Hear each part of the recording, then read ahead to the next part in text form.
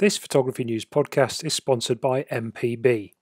There's never been a better time to make good use of your kit, inspire others, make some extra cash, and make a difference. Sell your used kit today at mpb.com/sell and let someone else love it as much as you have. In this landscape-focused episode of the Photography News podcast, Will splutters, Kingsley cries, and Roger contemplates a solo career. Hello and welcome to the latest episode of the Photography News podcast. It is our 24th. My name is Roger Payne and I'm the editorial director at Photography News. And in light of the recent European Super League revelations, I thought as a way to introduce my two colleagues, I would ask them to explain what incentive would tempt them to form a breakaway photography podcast. So, let me start by introducing editor of Photography News, Mr. Will Chung. Hi, Will. Hi, Rog. Hi, Kingsley. I hope you're both well. And the simple answer to your question, Rog, is, as with the Football League itself, money. So if somebody came in with a big bribe, I'll be off. Right. Maybe. Well, it's nice to know that you're dedicated to the cause, Will. Thank you very much. So somebody wants to come along and offer you. So I mean, do you want to name your price at this point, or are you just open to offers? I'm open to offers. Right. Okay. Well, I'm just taking the view of the Glazers and Fenway and all the rest of them. Right. So potentially here for a limited time only, editor Will Chung, and also introducing contributing editor Mr. Kingsley Singleton. Hi, Kingsley. Hello. How are you doing? I'm very good, very good. I'm wondering whether or not I might be doing this podcast on my own the next time we do this, because if you're going to say money as well, then it could be all over. Well, I've been tapped up by a niche telephoto lens landscape podcast where we only talk about using 300mm lenses. So I'm going for purely artistic reasons. I'm not tempted by the money. Right. Okay. So when is that launching? It sounds intriguing. Photo Artisan Monthly or something. Yeah. It's launching. It's the 32nd of this month. It's launching. Marvellous. Well, lovely to have you both on board. And as we were discussing before we started, the sun is out and the sky is blue. And I've even got a couple of swallows flying around near my house, which is all rather lovely. So summer is very much on the way. So why not, as usual, start by let's talking about what we've been up to photographically. So Will, it sounds like because you can now make a trip, you have made a trip, photographically speaking. What have you been up to?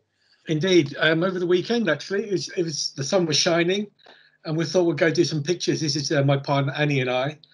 And we went down to a place called Micklediva Wood, which is a few miles from Winchester, down the M3.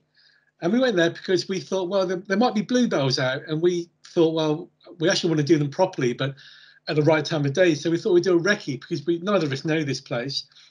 So we thought we'd do a recce. So when we do our sunrise shoot, we'll know where to park and where to go, etc., etc. So we went to Micklediva Wood, which is a forestry commission place. And I took my GFX 50R Fujifilm camera down with me, the medium format. I had a new lens to use on that, which was an IRIX 45mm 1.4 manual focus lens. And as I had it also, I had the Fujifilm XE4.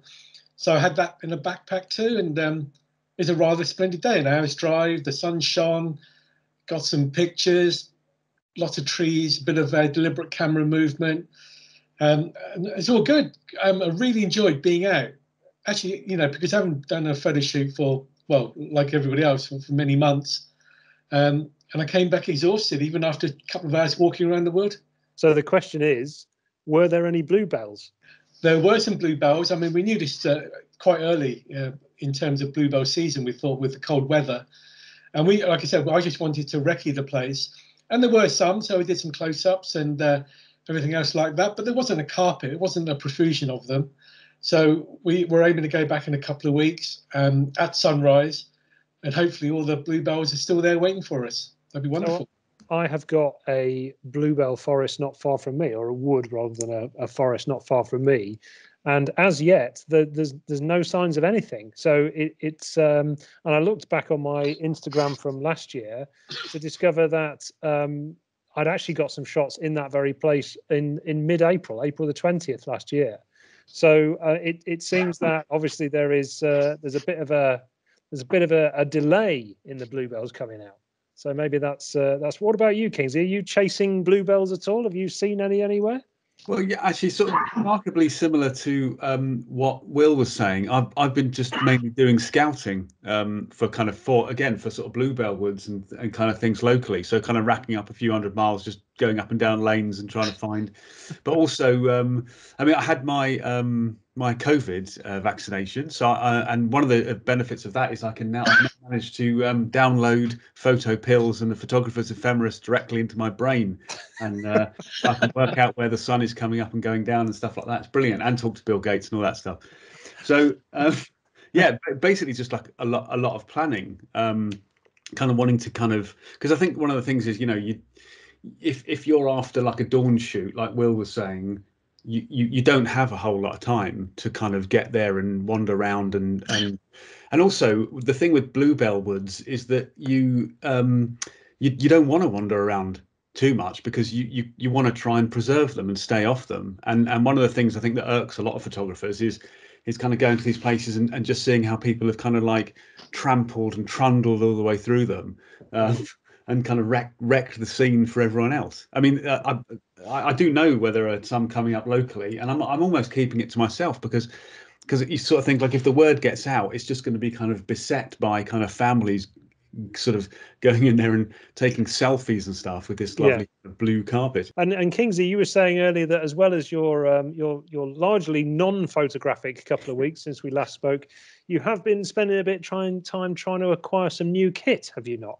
Well, I started. This has been going on for a while, and it's sort of to do with that kind of post-lockdown thing of rummaging through your loft and kind of finding old cameras and things. And I think I've probably mentioned on here before, but I've got an old Epson R-D1 digital rangefinder, and it struck me basically that I've only ever had one lens for it, and I thought I should add to it, and then but it's a Leica M mount camera.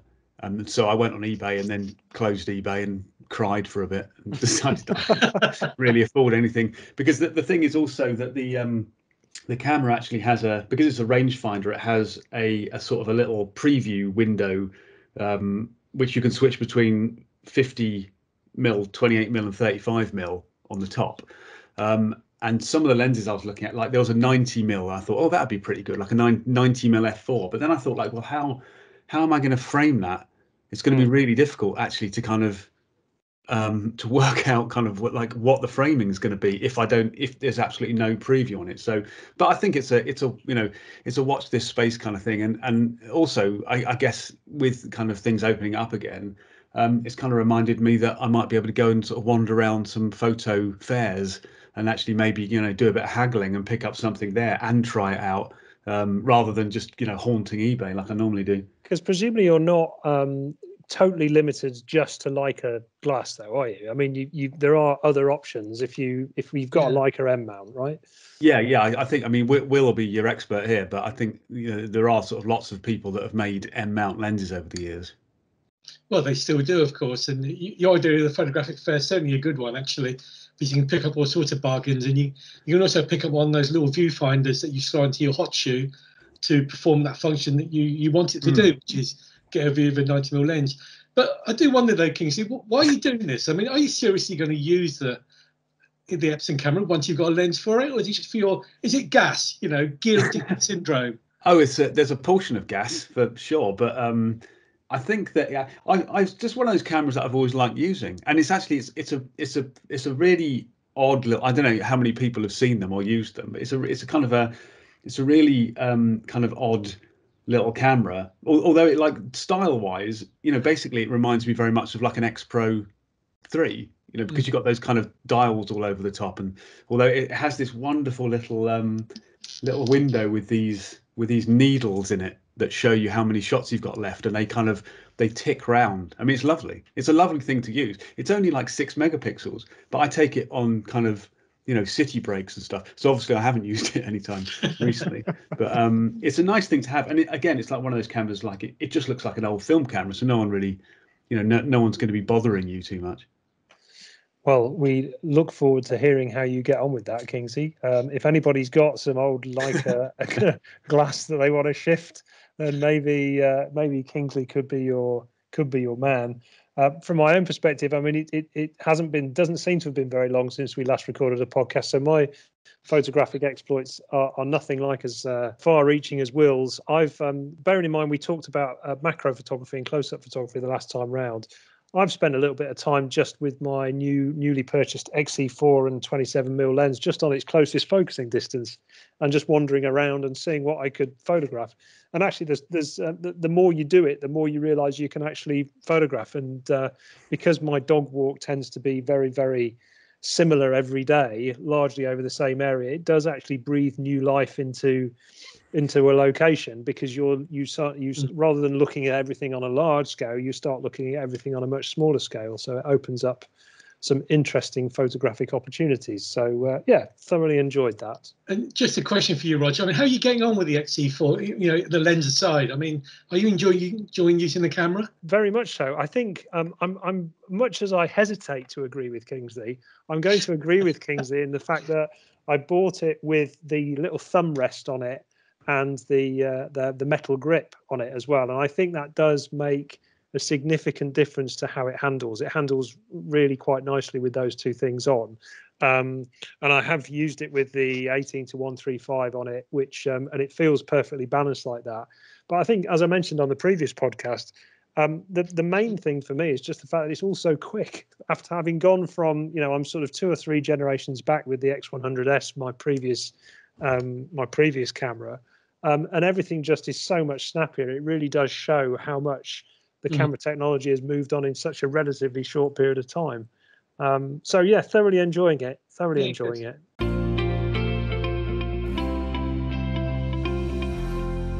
We thought that it'd be a great time to talk about landscape photography. And we're going to break this down into 2 different things. So we're going to talk just quite generally to start with. And I'll come to you, Kingsley. Obviously, you've talked about doing recce's and thinking about going out at certain times of the day. But let's just talk about generally about you're standing in front of a landscape. You've got there whatever the time of day it is, and you want to take a picture. Now, from my perspective, often what can be the problem here is that it's I put my wide angle lens on and it's like, well, it doesn't quite have the same impact as what I'm looking at. So is that a common problem for people, do you think? I think the problem there is the assumption that using a wide angle lens makes for a good landscape, and it doesn't. It's how you use it and what you do with it. And wide angle lenses are things that people are encouraged to buy when they are taking up landscaping and stuff. And if you've looked through the sort of generations of photography magazines, they'll have probably said, they'll have run a landscape special and then they've done a group test on wide angle zooms or wide angle primes or something. But wide angle lenses are actually quite difficult to use.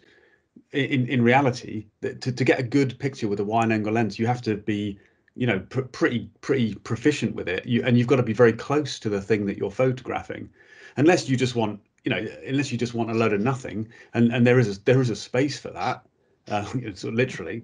But most people want stuff going on in the frame. They want something at the bottom to lead your eye in, something at the top that's the kind of focal point. And if you're shooting at like what it would be sort of common ultra wide angle focal length, like 10mm on an APS-C camera or 14mm on a full frame camera, you've got to be sort of almost on top of something. And that's one of the misconceptions really for me is that that kind of wide angle lenses will automatically create great landscapes, whereas actually it's simpler to make a nice picture with a longer focal length, something that's a little bit closer to like a human perspective, like a 35 or a 50 kind of thing. And what Kingsley's talking about there, Will, really, if you're going to use wide angle lenses, is about introducing depth and sort of interest into the frame, is he not? Yeah, it's interest, it's foreground, it's impact. I think many photographers, when they first buy a wide angle lens, they just think, I'll get more in. And they forget to actually look down at their feet. And often what you get is this expansive nothingness, which is what Kingsley's talking about. But by varying your viewpoint, by using your feet, by moving and using foreground, then you can get much more interesting dynamic pictures. But it is how you use foreground, and leading lines and things like that are important in terms of composition to pull the viewer into the scene. So certainly Kingsley's absolutely right about how people use wide angles, but easy way to get around it, just use your feet, very viewpoint. But the other kind of thing about wide angle lenses is like the sheer field of view of a wide angle or an ultra wide angle lens means that your composition becomes far more complex and therefore more difficult to manage in a kind of in a pleasing way. And like, you know, the Earth is a fairly kind of messy place quite often. You know, there's lots of texture and branches and things that might be creeping in the corners of your frame. So it's like, if you want simplification in landscapes, it can be better to kind of go a bit longer, get a smaller view, pick out kind of more distant details, because that kind of, you know, well, for me anyway, what I like in a landscape is simplicity. I don't want loads going on. I don't want it to kind of stress me out. I want to kind of look at it and go, you know. Now, regular listeners to this podcast will be none surprised to hear Kingsley advocating the use of slightly longer focal length when it comes to shooting. Let's be honest, absolutely everything, but particularly with landscapes. But let's say that one of our listeners has rushed out and bought themselves a wide angle zoom or a wide angle prime and is now feeling as somewhat crestfallen about their purchasing decision. Will, I mean, you've mentioned there about changing your viewpoint. You've mentioned there about using your feet. In terms of things like lead-in lines and foreground interest, when you're shooting landscapes, what sort of stuff do you look for to create those lines and that interest? I suppose it depends where you are. But if you're on the beach, say, I'd look for some, again, depending where you are, I'll look for some rocky foreground to fill the area at my feet, and then that would lead into the subject in the distance. It depends what you've got at your disposal. But, you know, if you're out in the Dales, you might be looking at walls, for instance, you know, those beautiful walls and lines of walls that pull your eye in. But foreground could be anything. It can even be just something simple. If you're doing, I know we're talking landscape, but I thought if you're in the urban landscape, you can use a manhole cover if you want. You know, use something graphic and strong. And I like impact. I mean, and I suppose that's where I come from in terms of filling the frame. So don't be timid. You know, do move in close. And if you're worrying about depth of field, then use a small aperture to get as much depth of field as you can. Or if you're in that way inclined, you can focus stack and do all that sort of thing. Or you can go the other way and actually shoot wide open. Just as an example, using this IREX lens I mentioned earlier, which is it's a 45mm lens on a medium format. So it's equivalent in 35mm terms, is about 35mm. And it's a 1.4 lens. And I love using everything at 1.4. I was shooting trees at Diva, everything at 1.4, because it just blurred everything. And it gave, because lenses used at their wide apertures often also vignette. And I did a nice, lovely vignette too. So, you know, we don't have to do what we said about filling a frame and using small apertures for depth of field, which is kind of the traditional technique that magazines and certainly I've advised over the years. But shoot wide open. So a bit of experimentation is key. But Kingsley, you used to, I mean, you're quite a good landscape photographer from what I recall, from what I've seen. Really? Hey, guys. I want evidence of that. Well, I think on his hugely popular Instagram feed there may be some images, but it strikes me that one of the reasons why you're successful is you kind of go all in. You know, you don't try and take landscape pictures while you're out on a day out. You actually allocate time to go off and do it if you're away, and then you'll take your filters and you'll take your tripod and you'll actually invest some proper time in doing it. Am I right, or are you just pulling faces? No, I think that. I mean, I'd like to think that's what I try to do. Yeah, definitely. I mean, because I think people who are into it see it as a sort of quite a restful experience, like a kind of a problem-solving experience, or sometimes a challenging experience. Like and forget that you have to actually kind of yomp quite a long way to get to the places that you want, and then you're sort of caught up in the moment of the great light, hopefully, and the great scene that you've got in front of you. I mean, just going back to what Will said about kind of foregrounds and stuff with wide angle lenses, something that a lot of people can benefit from is tilting the lens down. A lot of people won't. If you tilt a wide angle lens down, particularly if you're framing vertically, you'll make a lot more of the foreground, and there it kind of becomes more dominant in the frame, which can kind of help a lot. Yeah, going back to my Instagram thing, I'd like to report that I've gone over 300,000 followers. Oh, well done. Yeah, over 3. Is that are they flocking to see your landscape imagery, or what is it? What is it? They will be, and then they'll be flocking off again.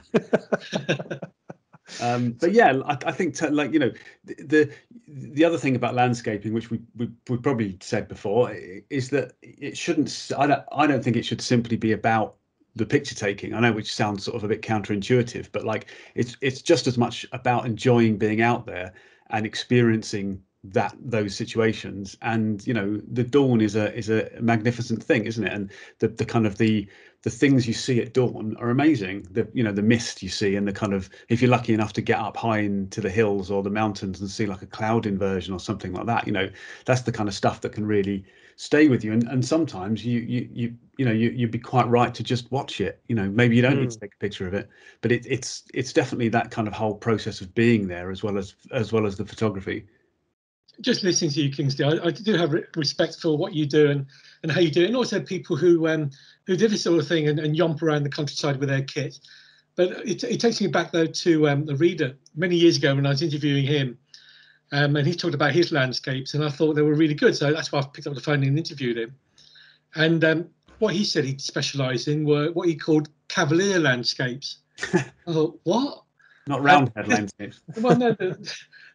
This is a reference to the time when the Vauxhall Cavalier was one of the most popular cars in the country. And what he called a Cavalier landscape was he would drive somewhere, park as close as he could to the scene, pop out the car, take the shot, and then pop back in his car and go somewhere else. So, like I said, while I've got every respect for people like yourself who do try to get these far-flung locations, I must admit I'm very much into with my bad knees as well now, it seems. I'm much more into the Cavalier landscape than I ever used to be. I think there is, there's definitely something to be said for the great things that you can see from a car. Like I'm suddenly reminded of like one of the more recent times I went to the Isle of Skye, and I went up there with a friend, and he was driving, and I was filming with my phone out of the windscreen, and I found one of these videos the other day, and I just thought, God, it's so amazing. I think it wasn't actually even on the Isle of Skye. It was before you got to the Isle of Skye, but just kind of twisting through this kind of landscape. And I think that it was raining and the sun was coming out in the distance, and you just think, God, I just want to be back out there and doing that so much. So we've kind of covered off the wide view. We've kind of covered off the wide angle stuff. But I think as you're sort of advocating, and something that I think is useful for photographers to try is to like get a little bit more detail and break the landscape down into more sort of individual sections rather than just looking at it as a whole. So when you've walked to the top of your hill through, streams and marshes and bogs to get to your location, how do you start to do that? How do you start to kind of break a landscape down into the different elements that you end up photographing? Well, I think what it is it's kind of whatever kind of pulls at your heartstrings or gives you an emotional response yourself. That's the thing that you end up shooting. So you can look around you and you might think, well, everything's great here, but you can't shoot everything. So you have to look and think, well, what excites me the most? And it could be like, the distant hill that's rising out of the mist or something. And therefore that doesn't require the foreground. And in fact, it can look a lot more effective if it's shot, almost like a kind of like a portrait of the side of a hill or the top of a hill from, and it could be miles away if you're using a really long lens. But yeah, I think that's it. I think it's finding the thing that, that kind of draws you into the scene and then trying to kind of pack that into the frame, and therefore that's then what you're kind of communicating to the viewer. Anything to add, Will? You're nodding away in agreement. Well, I was nodding off, I was falling asleep. But no, I think the thing for me though, and Kingsley has mentioned it is timing, and I must try getting at this dawn thing and trying to get out and enjoying the mist, because I haven't done it for some while. But it is getting out early and getting the right light. And of course, as we go in towards the summer, where the light from 7, 8 o'clock in the morning, maybe to 4 or 5 o'clock in the evening, the sun's quite high in the sky and the light is quite harsh as a consequence. So the timing of our landscapes during this busy season is all important, and certainly dawn and sunsets are good times. And as Kingsley mentioned, at those times, there is no time to hang around. So if you've got an idea in mind, you know, and the light is changing by the minute as the sun rises or drops, you have to shoot quite quickly. So a bit of pre-planning, bit of Google Earth, whatever you might use, an app or two, and make sure your filters are packed and you've got all the right filters and all that sort of stuff. Yeah, planning is quite important. And I was thinking this because I want to photograph the Milky Way if I can this year.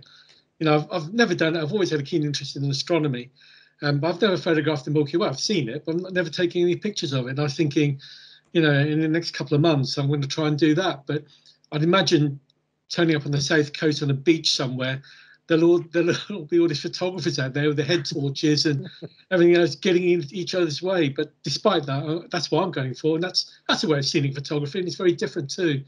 And that does take a lot of planning as well.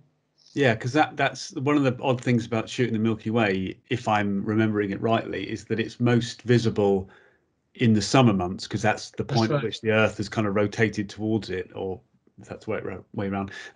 But then equally, you've then got the problem of the fact that you know there's a whole lot less darkness during which you can shoot it, and you're probably looking at it being, you know, that kind of that twilight, that nautical twilight that you need, or the astronomical twilight that you need, is probably like at 2 a.m., isn't it, or something like that? It is really early. An all-nighter. Yeah. It is definitely all-nighters, but I suppose the good thing is once you've done the Milky Way and the sun's coming up, that's the time to enjoy dawn and a few more landscapes, and then sleep during the rest of the day. So an all-nighter, and then shoot the dawn in the morning, and that's the way to do landscape photography. I mean, it's interesting because, personally speaking, I think right now at this time of the year, you know, you don't have to be getting up too ridiculously early to get some really nice early morning sort of mists. And actually this morning, for example, it was actually still quite. We had a frost where we were, and it was a bit misty as well, and the sun was coming out even at sort of 6:30, 7 o'clock. It was a good time to go out and get images. So it is a good time to go out now, and obviously it's not too. You don't have to be out until 9:30, 10 o'clock at night either to get some nicer light in the evening. So it's definitely a good time to be going out and getting some landscape shots. And I think I just wanted to cover off one other technique, which I think is quite an intriguing one for a lot of photographers, and that's the idea of shooting a panorama. And I don't mean like a panoramic mode where you just pan your camera across. I mean actually breaking that down, which is kind of like a little bit what we talked about, where you break the landscape down into constituent parts, take an image, and then stitch them together in software. Will, you strike me as somebody who will have done that on numerous occasions. So what's the key to success? Does it? I mean, in terms of like lens, for example, when we're starting with a lens, what lens would you pick to do that? You're right, Roger. I've done quite a few panoramas, and you know, initially when I started doing panoramas, I thought I would need a proper panoramic head, and then I looked at the cost of those, and I thought they'd be heavy to carry around, and especially when you're going abroad as well. And I gave that up, and I started shooting panoramas handheld. And in terms of focal length, Roger, you're right. You can't get away with wide angles often, because if you're shooting handheld, the software struggles to stitch parts of it together. So I tend to use, I don't know, around a 50mm lens, maybe 40mm lens. And what I do is I shoot upright format. I always shoot starting from the left-hand side and pan right. I always allow some overlap between each scene, so each part of the scene. So as you pan, you need to remember there's a bit you need to cover off in the next frame. And I shoot these, like I said, handheld. I set the camera on manual exposure so that the exposure is consistent from frame to frame. I also shoot manual white balance. So again, the color stays the same from shot to shot. So I focus up, have the camera set as I've just mentioned, and I then literally do maybe 8 or 9 shots, depending on why the scene is. I mean, my favorite one was when I went to New York. I know it's not landscape, but bear with me. and I was on the Brooklyn side of New York, and I did a 26-shot panorama from I'm looking at the Statue of Liberty in the distance all the way to, I can't remember which bridge it was, the Washington Bridge or the Brooklyn Bridge, and that took 26 shots. And I put it into software, and it took Lightroom ages, absolutely ages to sort out. But it worked. I mean, it needed a bit of help. There were a couple of points I had to correct. And it ended up being a file so big that if I printed it at 300 pixels per inch, which is a photographic resolution, it was something like 2 meters across and maybe about half a meter deep. And that's the most dramatic one I've done, but it works. And you can shoot handheld. Like I said, you've got to be careful. You've got to try and make sure you get bits so that the software can marry up when you put into software. And the manual exposure, the manual white balance certainly helps for consistency. But I love it when I'm out shooting and I'm in a landscape and I do all the normal stuff with, I've done the 300mm Kingsley shots and I've done the wide angle lead-in shots. Then I'll do a panorama now. And how wide, I mean, do you take into account? Because 180 degrees, sorry, or a slightly smaller area than that. It depends on the scene, Rog. But sometimes it's maybe 4 or 5 shots just to give you a bigger file of the scene you got in front of you. And like I said, I find manual works. I mean, like I said, I know many people use a proper panoramic head. And if you include foreground, that's you do need a proper head. But like I said, when you're shooting a little bit of a distance and using a more standard focal length, it's amazing what you get away with.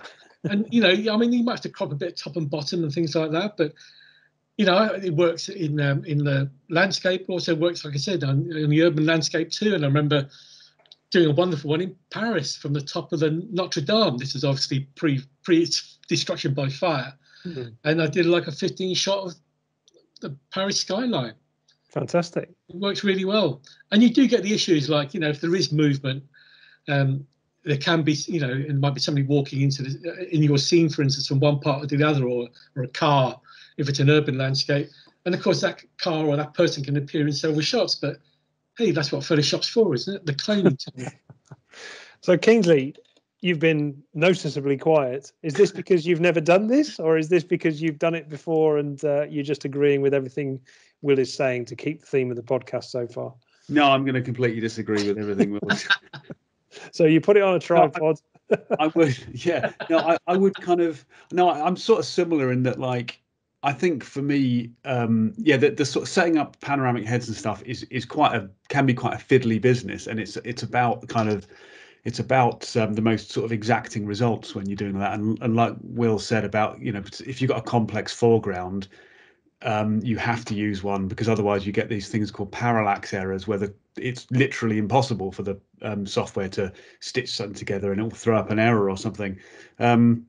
But I mean, in terms of wide, how wide you would go with a pano, I'm a sort of a big believer in not going wider than like those old CinemaScope films. I think panoramic shooting can also sometimes be about like information gathering rather than deciding on a final composition there and then. So if you know there's something in there that you really like, then you can kind of cover the scene and look to kind of crop in later. And that's one of the advantages also of using sort of high resolution cameras, obviously, is that you can take a wider shot and then crop it to a panoramic framing later, because that's the kind of part of the scene. Like there's an example that when I was in Jordan, I was in the desert area, that Wadi Rum, where they filmed The Martian, and it's an incredible landscape.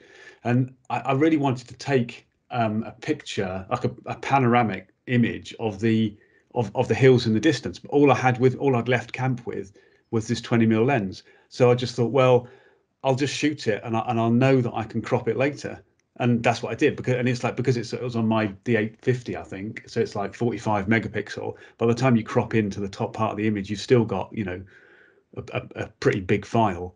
And so when it comes to actually stitching the images together, Will, you said you've used Lightroom. Is that your preferred software of choice, or are there other ones out there that are better at doing that job? Well, I must admit, Roger, going back a little bit, before Lightroom had that functionality, I used to use a software called Panorama Factory. And I did paid for it and enjoyed using it, and it was very good. But then when Lightroom came on board with that function, to be honest, I haven't gone away from it. It works really quite well. And sometimes it takes a while, and sometimes it does struggle, and it tells you get a message that, you know, it can't compute and it can't make the joiner for you. But it's got 3 different types of panorama mode on it, and usually one of them works. So now my software of choice is Lightroom, I'm afraid. And what about you, Kingsley? I use Photoshop, just the common old garden. I mean, it's the same tool, isn't it? It's just in a different package. I guess it's the photo merge option. Panorama Factory sounds like a sort of some sort of child software. It's got a couple of kids on the front. I quite like it. I was more reminded of the Hit Factory, the Stock Aitken and Waterman. Right. I'll have to Google it, see if it still exists. Yeah, absolutely. Well, I apologise in advance to the creators of Panorama Factory. It sounds like it's a decent bit of software. But hopefully that has given you some good insight, some good tips to getting out and taking some landscape pictures in this far better weather. And now that we can get out and about, we'd love to see any images that you create. The best way to get in touch with us is either via our email address, which is podcast@photographynews.co.uk, or you can send images to our social media. We are on Facebook, Instagram and Twitter, and all of those handles are at PhotoNewsPM.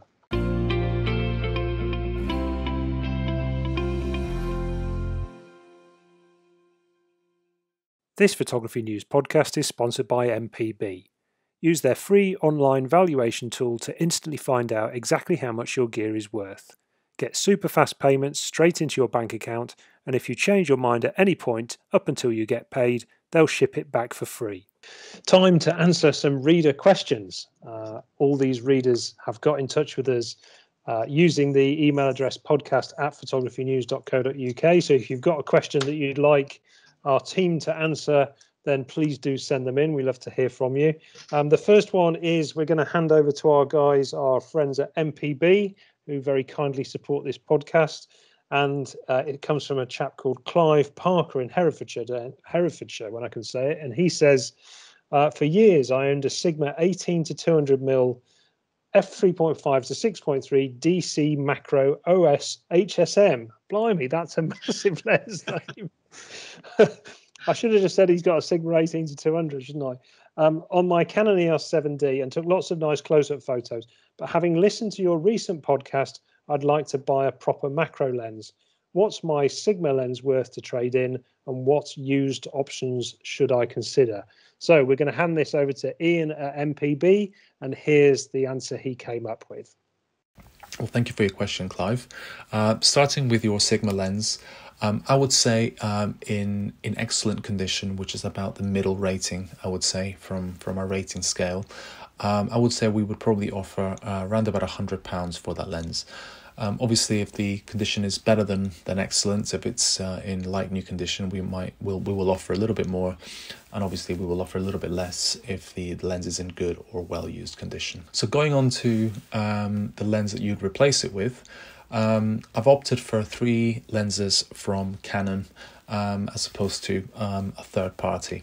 The first one of which is the Canon EF 100mm f2.8 macro lens. Now this lens is very, very good optically. I would say it's probably as good as an L lens. I would say optically speaking, it's maybe in the construction that isn't quite up to scratch with L lenses. So I think if you're someone who shoots, for example, outdoors a lot in all conditions, when it's been raining or when it's raining, for example, this lens will I mean, you can still use it, but I think you'd have to be a bit more careful with getting moisture in the lens or any of the effects from rain falling onto it. But I think in terms of the lens itself, is fantastic. It's got a really good focal length for you to step back from your subject, so you're not casting a shadow, for example, if you're using natural light. I think the one thing that this lens could do with is image stabilization. Which it doesn't have, so it would mean kind of shooting in at shutter speeds of ideally above 1/100th if you wanted to shoot, for example, at smaller apertures. But yeah, this lens is fantastic. It's highly recommended. I've used it a few times and I've always been very, very impressed with the results. And this one can be had for £419 in excellent condition.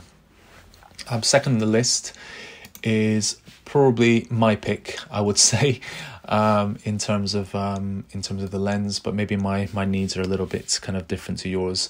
This lens can be used for a variety of different applications, and that's the Canon EF 100mm f2.8 LIS USM Macro.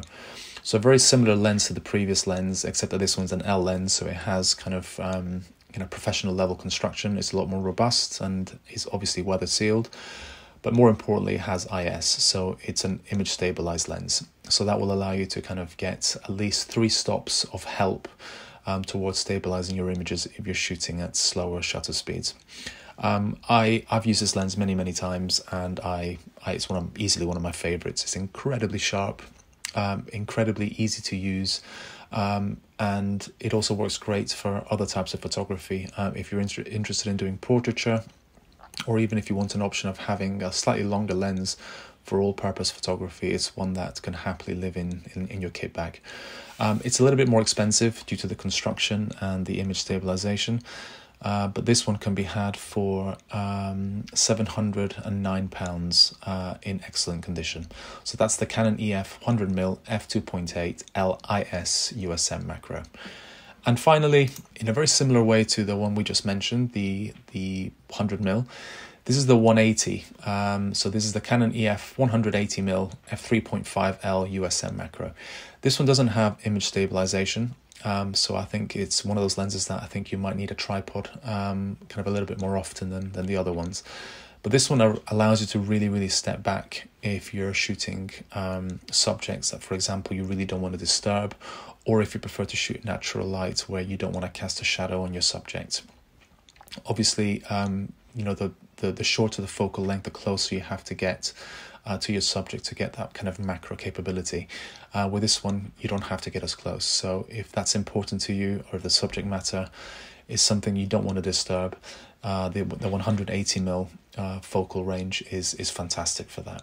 Again, no image stabilization, but I think it's just one of those one of the prices you have to pay for the I guess the uniqueness of this lens, I think, in many ways. And again, it's beautifully constructed, weather sealed, so it will stand to the rigors of obviously rain and snow and whatnot. And this one can be had in good condition for £689. Good luck. Well, hopefully that's suitable and helpful for you, Clive. Best of luck with choosing a macro lens. Now, a couple of questions for us, gents. Let's start with this nice, short and sweet one from Derek Bigger, who's in Cardiff. And he says, do all of the team have camera insurance? If so, why? And if not, why not? Will, are you insured or not? The short answer is no, I'm not. Not on my camera side. I am insured with a house policy, and you probably remember a couple of podcasts ago, I had an incident with my laptop where I broke its screen, and that covered that particular product was covered under the household policy. But I don't have a separate camera insurance policy now. To be honest, I'd blow hot and cold on it. And when I was traveling, as we were a year ago, I definitely had an insurance policy, but I've let it lapse because I wasn't going anywhere. It's as simple as that. Now, whether I'll go back to having one, I don't know, because, I have quite a few items under the camera insurance that included computers and screens and hard drives and all the lots of the other things, and it was expensive. And like I said, when I had all my renewals come up for travel insurance as another one, the camera insurance, I let them all lapse because, hey, I was in the house all the time. So I thought, I'm not going anywhere with this stuff. So like I said, I think when I go back to it, what I'll do is I'll probably be selective and go, actually, these are the bits of kit I take out more often. And if I do a Kingsley and fall over and break it, then I want that to be covered. But right now, honest truth is, no, I do not have a policy. But in a short period from now, I probably will once we start going out shooting again. Interesting. Now, I'm with you, Will, in the fact that I also don't have any insurance on my cameras, but that is largely because I hardly had any cameras. So, and the one camera I did have until very recently with my X100S was probably not worth a huge amount of money, although obviously sentimental value had it have gone, had I have lost it or broken it. But I am more seriously considering it now. I would imagine for a much more modest outfit like I've got, that the prices probably aren't too spicy. So I definitely will be getting some quotes to get that covered. It's interesting, Will, that you say about your home insurance. So have you basically specified items on your home insurance then, or is it just, do you just have a home insurance policy that covers it? The home insurance policy, Rog, doesn't cover any photographic equipment as such, but it covered that particular laptop. Right. So okay. I just I rung the insurance and said, "Here, I've broken my laptop," and I had to pay an excess, which was fine. But I still got a significant percentage of the screen repaired back, because it wasn't cheap getting a replacement screen. But no, Rog, to answer your question, my camera kit was on a separate policy because it was professional insurance. And like I said, it wasn't cheap. And like I said, we'll go back to it because I've got some expensive kit. I mean, I've got Nikon, I've got Fujifilm stuff. And while I try not to leave anything in the car nowadays, there are times when you can't help leave it unattended somewhere. So you have to be careful. Because I think it's generally a bit of a misconception, isn't it, that some people fall into, that their home insurance policy will cover their camera kit. So if you are sitting here and listening and thinking, well, I'm quite smug because it's under my home insurance policy, then please do make sure you check the wording. But Kingsley, as the most accident-prone member of the Photography News podcast team, it surely stands to reason that you'll be insured up to the eyeballs, are you not? I am insured, but I've never actually claimed anything because the stuff I've broken has usually belonged to someone else. Fortunately, I remember once. I can't remember what it was, like a D90, Nikon D90 that I was using for a camera test. I remember seeing it from a distance slowly toppling off a tripod. And I think actually I think the camera was fine, but the lens, it was like the 18 to 105 lens that came with that was just smashed to pieces. But I actually am insured, but it's through business insurance.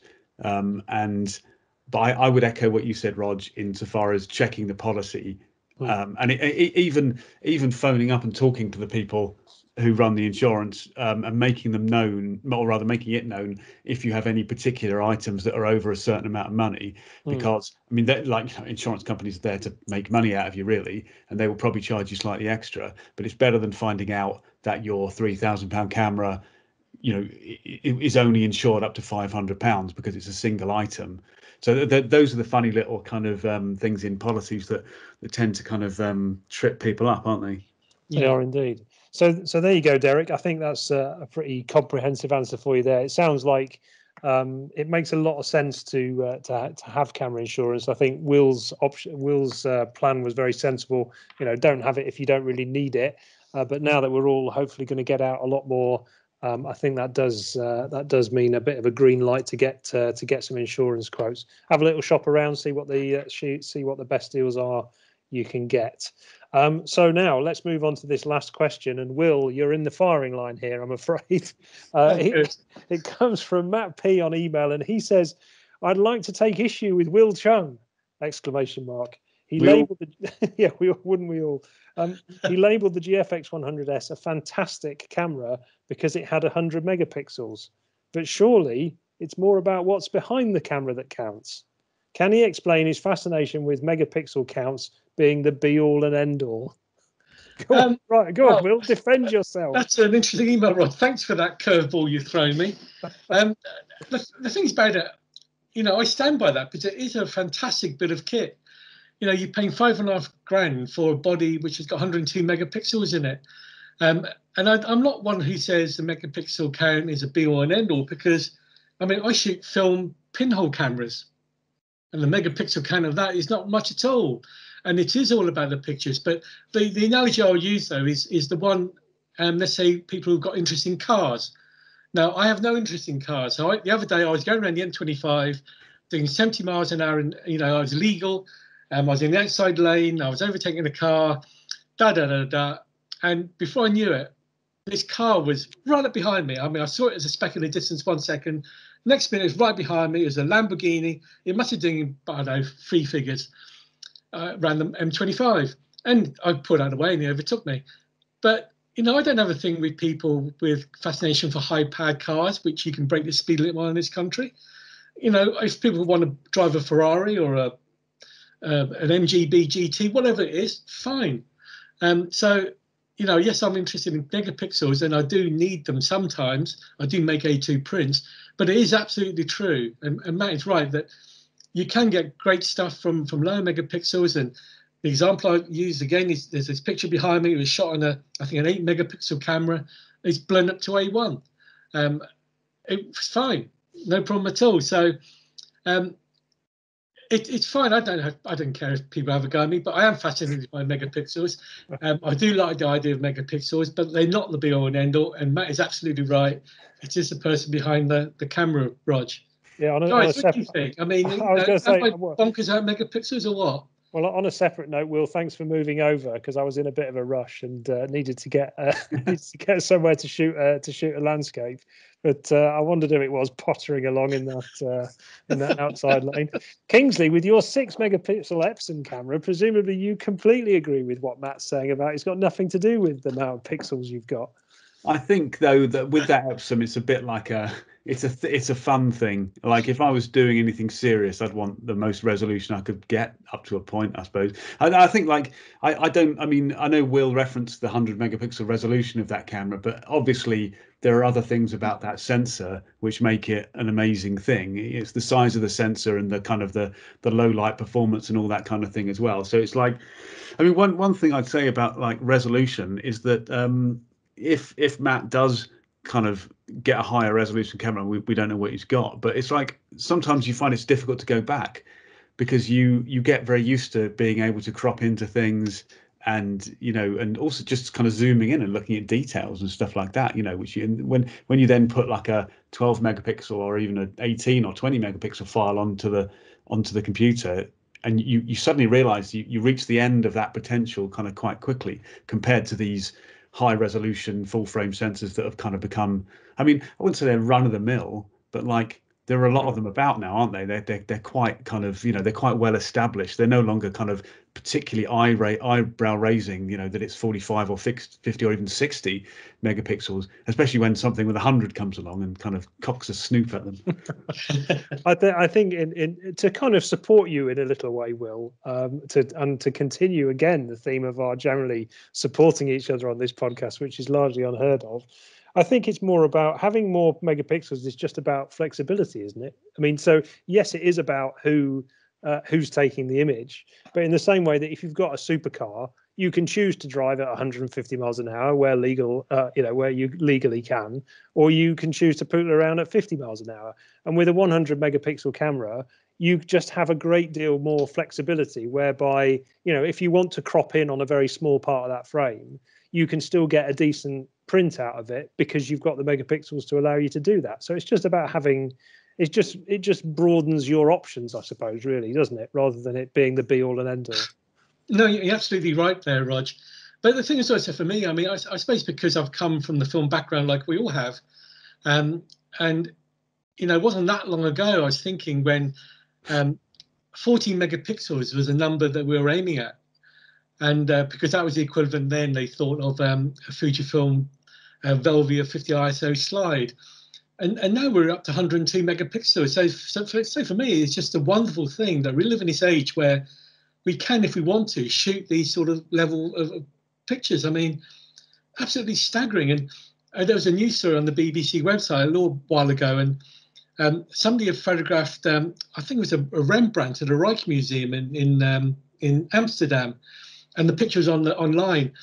And as a function of resolution, you could see so much detail in this Rembrandt, which you couldn't actually see with a naked eye. I know that's an aside, but it's an interesting use of resolution. That's what I think. And I am fascinated by the way things are going. I do wonder where we'll end because, we've come a long, long way in actually comparatively short period of time. So it's I think it's interesting times. And that's why I'm fascinated with all this megapixel stuff, and Kingsley's right as well about the camera having so many other functions, the lovely rounded package. And there is still something about when you go an A1 print or an A2 print, and you start peering at the detail, which I know is not the right thing to do. People don't look at pictures, 2 inches from in front, but when you start looking at the detail and the lack of noise, it's just like, oh, this is good. And I'd imagine it's just like the scenario with people in their cars and they tap the leather and go, look at this. And that doesn't get me, but it does. Cameras get me. So it's just what I'm interested in. Well, Sorry, there we guys. go. No, that's all right. Nothing wrong with a bit of passion, Will. And yeah, absolutely. So hopefully, Matt, that answers your question. And like I said at the start of this section, if anybody does have a question that they'd like to put to us, particularly one that might challenge individuals on the podcast, then we'd definitely like to hear from you. podcast@photographynews.co.uk. So I think, gentlemen, we are nearly done with this latest episode. But of course, we wouldn't go out without a Will's word of wisdom. So the floor is yours, Will. What have you got for us? Well, Roger, I was working on the next issue, which comes out in mid-May. And one of the features I got in there is about software. Because, not only a camera is developing very quickly, but software is coming along too. And one thing I just really encourage listeners to do, and, they may be perfectly happy with what they've got, be it an Adobe or an Affinity package, whatever they have. But just to try some of these other things that are coming out at the moment. I mean, I've playing with something called Luminar AI from Skylum, and that's quite impressive. And it does things like sky replacements, very easily. I mean, Kingsley's a Photoshop expert, and he can do this sort of thing easily. But I struggle with that sort of thing. But now I've got software I can just use for it. And there's also now something called DxO Pure Raw, which is a software that uses its deep prime function, which is a denoising feature. But now what you can do is put your raws through it, and then you come out with a raw at the other end. Then you put it into your Lightroom or your normal package to edit. And the quality of this package is just amazing. I mean, you can put in, as I have done, some old, pictures taken on ISO 3200 or ISO 1600. I put it through Pure Raw first before I take it in the Lightroom, and the quality is impeccable. So all I'm saying is to listeners is my word of wisdom this month is, just try some of these softwares. They're often on a free download, so there's no commitment. You can play with it for maybe 30 days, get the finished result. And actually, if you like it, then buy it. Isn't that much money now compared with, a new lens or a new camera, and you can get so much more enjoyment out of it. So just enjoy some of the software going around at the moment. I must admit, I'm very guilty of sticking with the favourites, the Lightroom and the Photoshop. And as for Photoshop expert Kingsley Singleton, no doubt he is also very much married to that particular bit of software, are you not? Yeah, but I think in a way that's because my image editing has become quite a lot more simplified over the years, and there's just certain things that I know how to do very quickly and ways that I know how to work fast using that software. But I sort of the reasons I would use for going outside of that would be if I needed specialist things like focus stacking or astro picture stacking and kind of stuff like that. And I do feel like, despite kind of feeling like I know my way around something like Photoshop very well, I do feel people's pain because like who don't understand those things, because like when I go into a new piece of software, like particularly if it's particularly these astro things, which are kind of knocked up by kind of Swiss people in mountain sheds, and they're just like kind of quite entropic and difficult to kind of understand. And I realize that's what even though Photoshop looks easy to me, approaching it for the first time must be quite kind of mind-boggling. Absolutely. Well, top advice, Will. Thank you very much for that. Which I think brings us to an end, or brings us to the end even of this latest Photography News podcast. Thank you very much for your time, gentlemen. So until the next time, Will, enjoy your photography, enjoy your landscaping, and speak to you soon. Will do. Thank you. Take care. And also as I say, Photoshop expert that is Mr. Kingsley Singleton. We'll see you again next time, Kingsley. Yeah, it was fun. I am available for hire for Photoshop tuition. Like if you want to find where your rectangular marquee tool is, I'm your man. I've got a load of pictures of really fluffy dogs that I need cutting out. Could you do that for me? Easy. What's the cost? Yeah. Well, thanks very much, Kingsley, and we will see you again soon. Cheers.